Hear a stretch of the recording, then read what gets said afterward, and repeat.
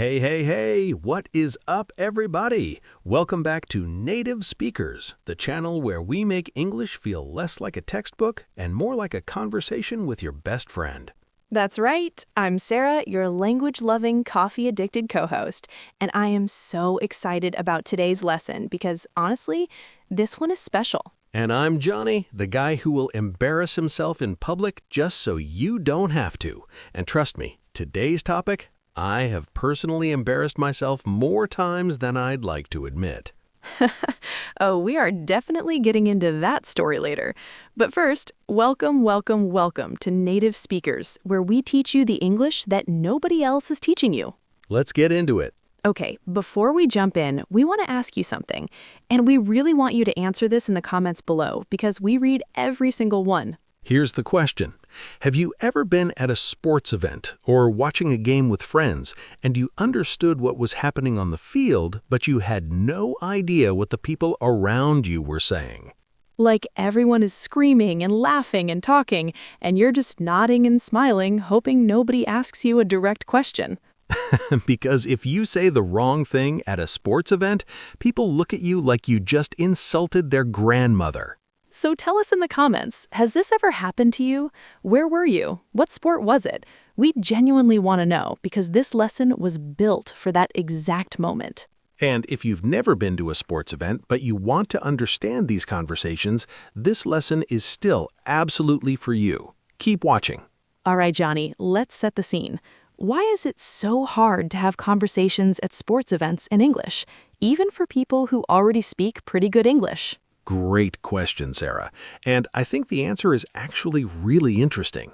See, most English learners study from textbooks, apps, or structured lessons, and those are all great, but they teach you a very clean, very polished version of English. Right, textbook English, the kind where someone says, "Excuse me, could you please direct me to the nearest restroom?" Exactly. But when you're at a basketball game and someone spills their drink and turns to you and goes, "Dude, did you see that call? That ref is blind." Your textbook is not going to save you.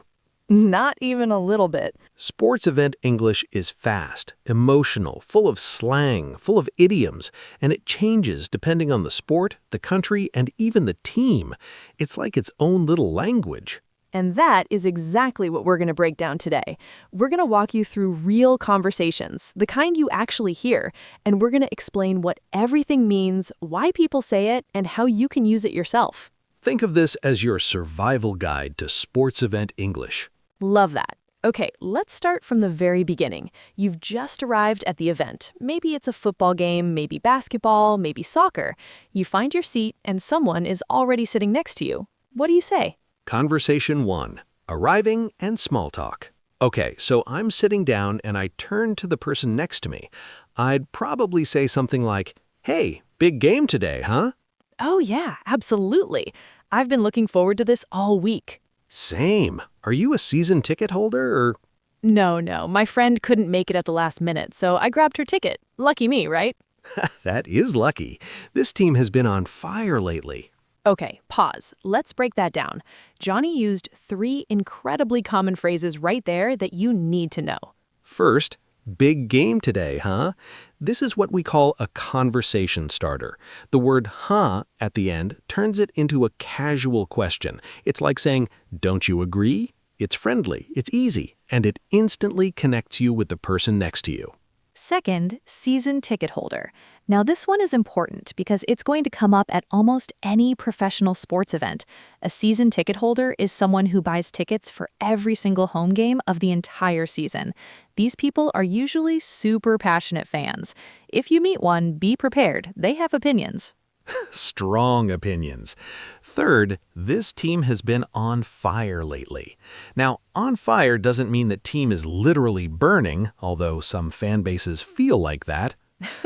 It means the team has been performing really well recently. They've been winning, they've been playing great. On fire is one of the most useful idioms in sports English because you can use it everywhere. She's been on fire this season. He's on fire tonight. This offense is absolutely on fire. Beautiful. Okay, so now we're settled in, we've made a little small talk, the game is about to start. What happens next? Conversation 2. The game starts. Excitement and reactions. This is where it gets fun and loud. The game starts and suddenly everyone has something to say.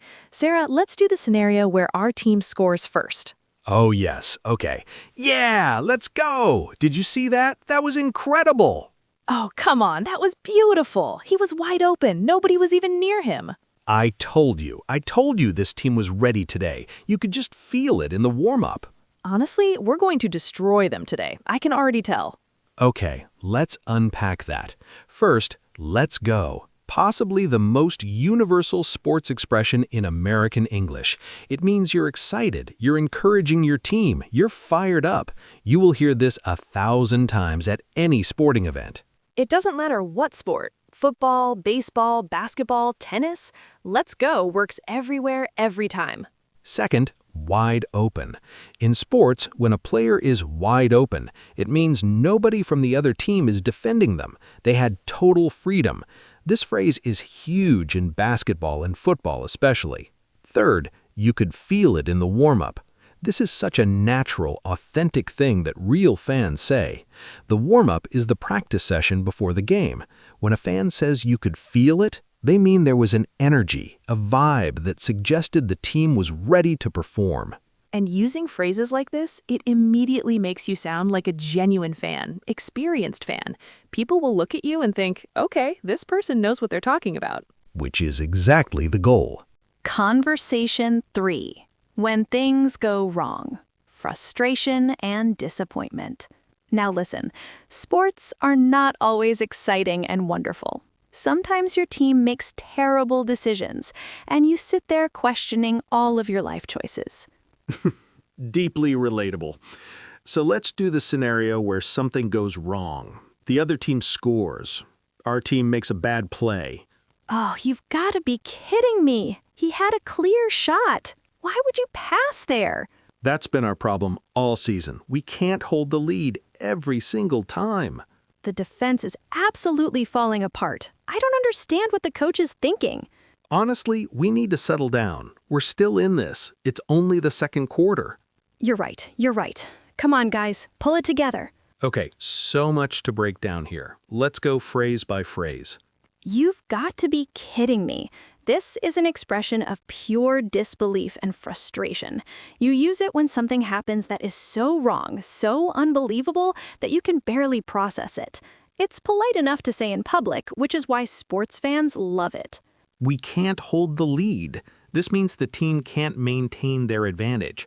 When your team is winning and then starts playing badly and lets the other team catch up, they are failing to hold the lead. Very common in football and basketball conversations. The defense is absolutely falling apart. Falling apart means something is collapsing, breaking down, or stopping to function properly. It's a dramatic but very natural phrase. You can use it in sports and in everyday life. We're still in this. This is a beautiful phrase. When someone says, we're still in this, they mean the game is not over, there's still a chance to win. It's motivational. It's what fans say to each other to stay positive. And notice what Johnny did there. He shifted the energy. He went from frustration to encouragement. That's what sports conversation is. It goes up and down, it's emotional, it's alive. And the phrase, pull it together, means to regain focus, to stop making mistakes, to get back to playing well. You can say it to your team, to a friend, or honestly to yourself at 7 a.m. when you can't find your keys. So relatable. Hey, what is up, everyone? I'm Sarah, and welcome to Native Speakers, the channel where real English happens.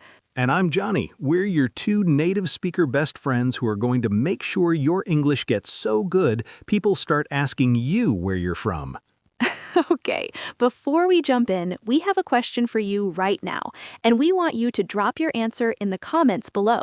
Here it is. Have you ever been to a concert or a live event and had no idea what people around you were saying? Maybe someone bumped into you and said something. Maybe the staff gave you instructions and you just smiled and nodded. Maybe you wanted to talk to someone next to you, but the words just disappeared. Leave your story in the comments. We read every single one, and honestly, your stories crack us up and inspire us at the same time. Now, let's get into today's lesson because this one, Johnny, tell them. This one is going to shock you. Let's go. All right, so today we are talking about concert and event English. And I know what some of you are thinking. Sarah, I already know basic English. Why do I need a whole lesson about concerts? And Johnny, do you want to answer that one? Gladly, because concert English is its own world. It's loud, it's fast, it's emotional, it's full of slang, short phrases, and expressions that no textbook has ever taught you. And if you don't know this vocabulary, you are going to feel like a complete outsider even if your grammar is perfect. Exactly. And feeling like an outsider stops you from enjoying the experience and from actually practicing your English in one of the most exciting environments possible. So today, we are going to walk through an entire event, from buying a ticket to leaving the venue, and teach you every phrase you need along the way. Think of this as your survival guide, your English concert survival guide. I love that. Okay, scene 1. You just found out your favorite artist is coming to town. You're online, you're buying a ticket. Johnny, what are some phrases people use at this stage? Okay, so this is where the excitement starts and the English gets very casual and very fast. If you're texting a friend or talking to someone, you might hear things like, "Are you going to the show?" Now, notice, native speakers don't usually say concert, they say the show. That's important. Yes, show is used all the time. You might also hear the gig, especially in British English or among music fans. Hey, are you going to the gig on Saturday? A gig just means a live musical performance, usually smaller or more informal. And then there's the set, as in, I can't wait to see their set. That means the performance itself. The full list of songs they play live is called a set list. And trust me, music fans talk about set lists all the time. Did you see their set list from last night? They played my favorite song third. Oh, and when tickets go on sale, people say things like, I'm trying to get tickets, or I'm in the queue, which means you're in the virtual waiting line online. In American English, we say in line. I've been in line for 2 hours trying to get tickets. And when tickets sell out super fast, which happens constantly, people say they sold out in minutes, or I missed out, meaning you didn't get a ticket in time. I totally missed out. They sold out in 2 minutes. But maybe you find a ticket from someone else, and then you'd say you're buying a resale ticket or a secondhand ticket. And if the price is way too high, a native speaker would say, that's highway robbery, or that's insane, they're scalping tickets. Oh yes, scalping is when someone buys tickets just to resell them at a much higher price, and a person who does that is called a scalper. Don't buy from scalpers, you'll pay triple the price. Great word. Okay, so now you have your ticket. It's the day of the concert. You arrive at the venue. Johnny, what happens at the entrance? Right, so you walk up and the first thing you're going to see is a line or queue outside. And people around you might say things like, how long is the wait? Or is the line moving? Or we've been standing here forever. And the staff at the entrance, they are called bouncers or security. They check your ticket and your ID sometimes. They might say, ticket and ID, please, or can I see some identification, or just, you're good to go, which means you're allowed in. You're good to go is such a useful phrase in general. It means everything is okay, you're cleared, you can proceed. And when they scan your ticket and it works, you might hear, you're all set. Another great phrase. It means you're ready, everything is in order. All right, you're all set. Enjoy the show. Can we just pause for 1 second and appreciate how many useful everyday phrases come up just from buying a ticket and walking into a venue? Right? And this is exactly why we made this lesson, because this is real English. This is the stuff that happens in real life. Okay, you're inside now, you're looking around, it's your first time at this venue, and you need to find your seat or your spot. What do you say? What do you hear? So if it's an assigned seating concert, meaning everyone has a specific seat, you might ask a staff member, can you help me find my seat? Or, where is section B, row 12?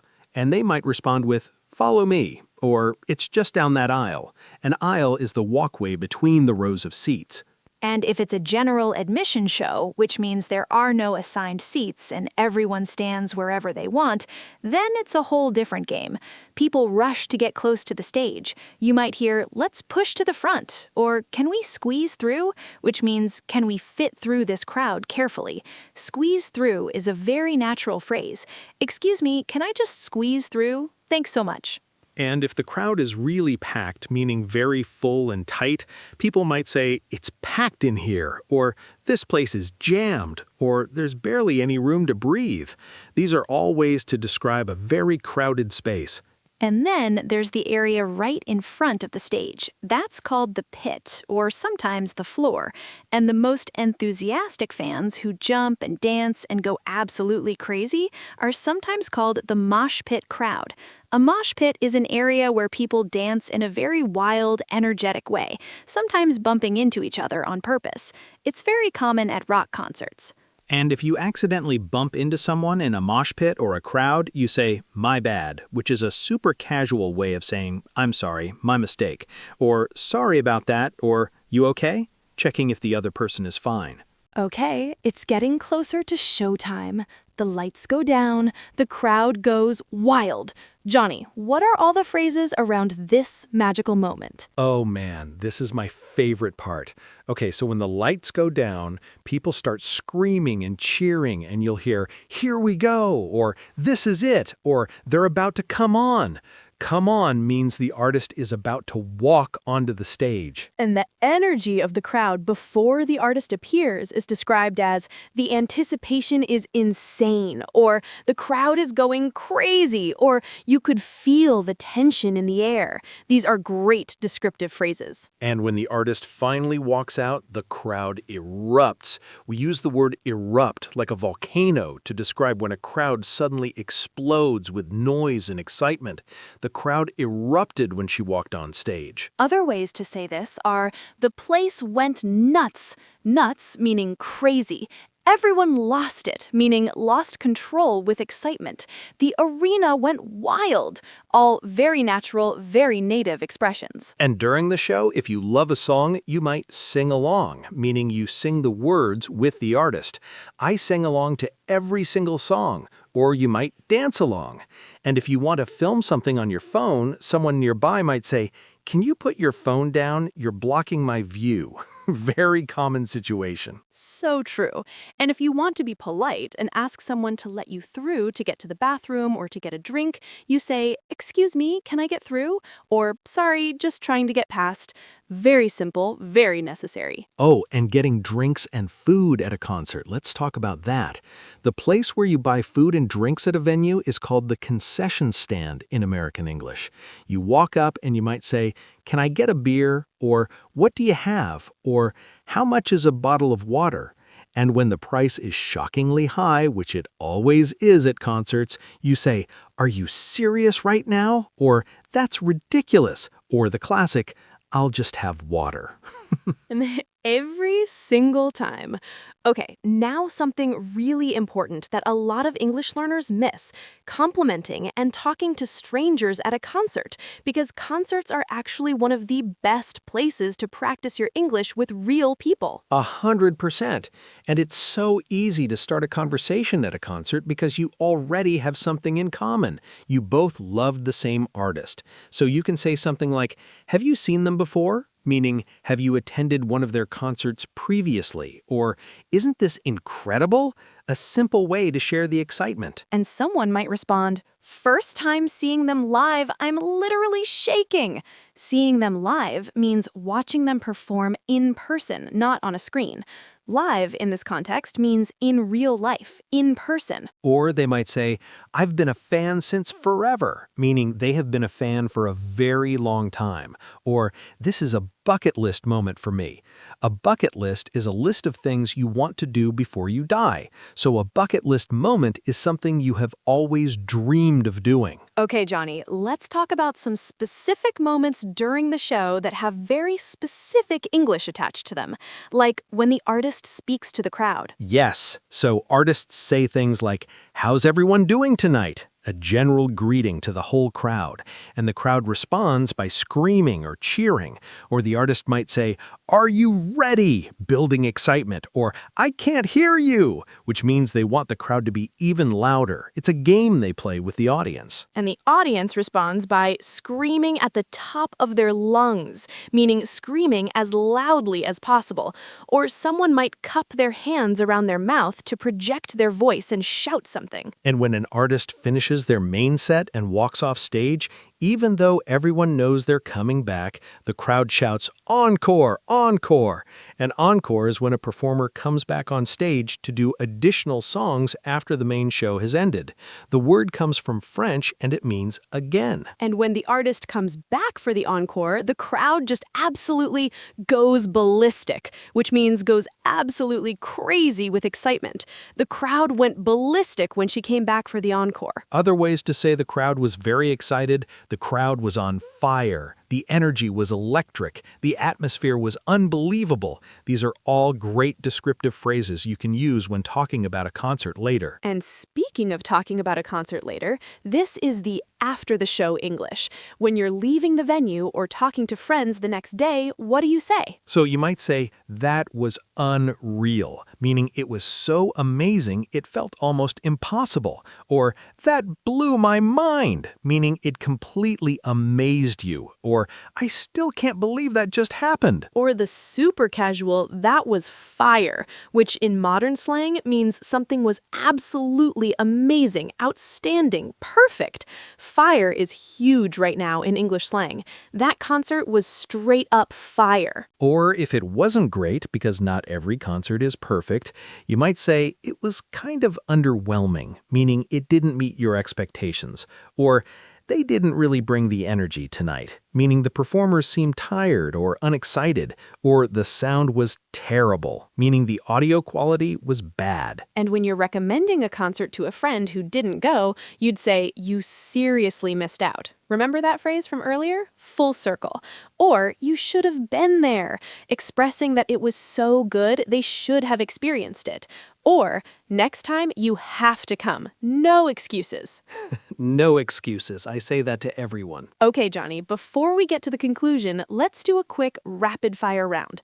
I'm going to give a scenario and you give the phrase. Ready? Born ready. Let's go. You arrive at the venue and the line is really long. Oh, wow, the line is massive. How long have you been waiting? Or, "This queue is not moving at all." The music is too loud and you can't hear your friend talking. You lean in and say, "What? I can't hear you. It's so loud in here."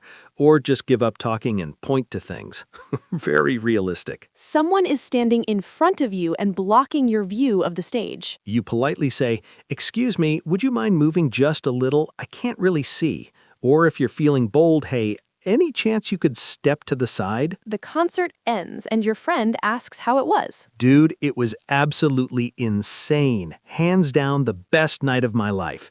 Hands down, meaning without any doubt, clearly, definitively. Perfect. Okay, I think we've just taken someone from zero concert English to completely fluent concert English in one lesson. And that's the power of contextual learning, right? When you learn English inside a specific situation, a concert, a job interview, a road trip, it sticks because your brain connects the language to an emotion, an experience, a real moment. That is actually a really important point, Johnny, and I want to make sure everyone hears it. A lot of people study English by memorizing lists of words with no context, and then they forget them. But when you learn a word like scalper or encore or mosh pit inside a real story, inside a real scene, your brain stores it completely differently. It becomes part of your experience, not just your notes. Exactly, and that's what we try to do on this channel every single time. We don't just hand you words, we hand you a whole world to put those words inside. All right, everyone, let's wrap this up with a quick summary of everything we covered today. We started with buying tickets, phrases like sold out, in line, scalping, resale ticket. Then we moved to arriving at the venue, bouncer, you're good to go, general admission, assigned seating. Then we covered the show itself, the pit, mosh pit, sing-along, The crowd erupted, the place went wild. Then, talking during and after the show, you seriously missed out. That was fire. It blew my mind. Hands down, the best night. And we also talked about how to speak to strangers at concerts, because that's where the real English practice happens, people. Don't be shy. Next time you're at a show, turn to the person next to you and say, "Have you seen them before?" And let the conversation go from there. Your English will surprise you. I promise. We have a challenge for you. Go to the comments right now and write one sentence using any word or phrase you learned today. Just one sentence. That's it. We will read them, we will respond, and the best ones we might just feature in our next video. And if you haven't subscribed to Native Speakers yet, what are you doing? Hit that subscribe button, hit the notification bell so you never miss a lesson, and share this video with one friend who is learning English. One friend. You could completely change their English journey today. We'll see you in the next one. Until then, keep speaking, keep practicing, and remember, Real English happens in real life.